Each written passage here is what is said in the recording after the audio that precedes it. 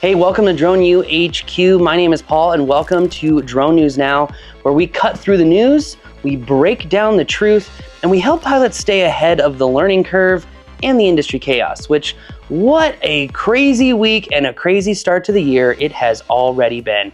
DHS is launching a whole new program executive office for UAS and Counter-UAS.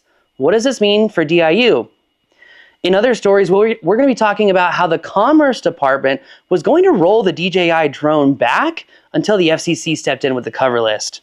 The FCC covered list, or DJI, or everything ban has also been rolled back as the blue list drones are now exempt with many other parts manufacturers.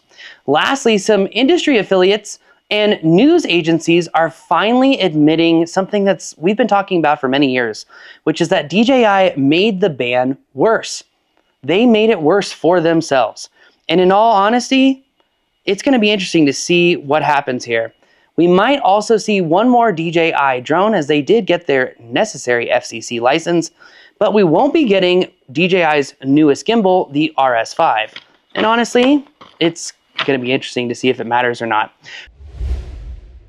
So let's break down these stories really quick. The Department of Homeland Security is creating a major federal shakeup as they've launched the first ever Program Executive Office for Unmanned Aerial Systems and Counter-UAS.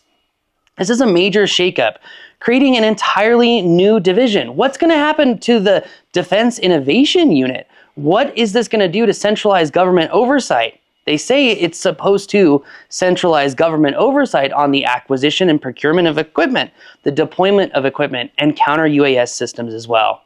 This signals a massive expansion in federal drone operations and American-made platforms.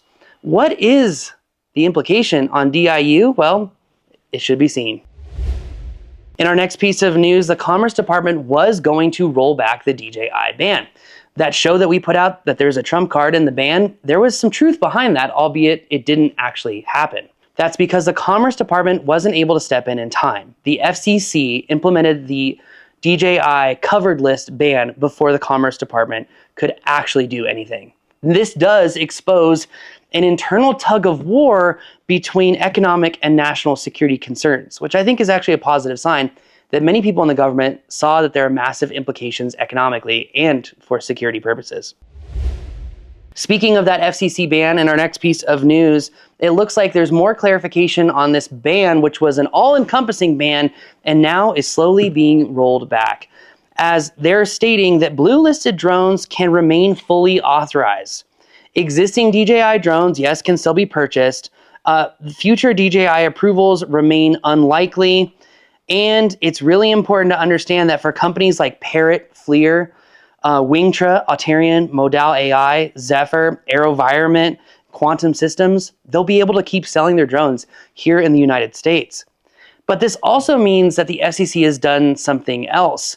They've approved a list of imported critical components for drones.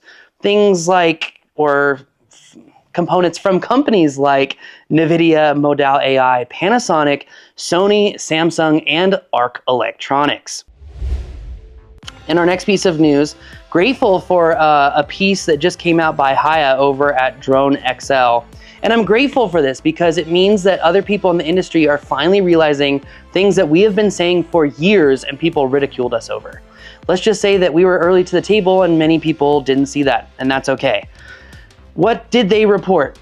They reported that DJI's own actions escalated the crisis. The creation of all these shell companies, evasive filings, and political maneuvering completely backfired on them.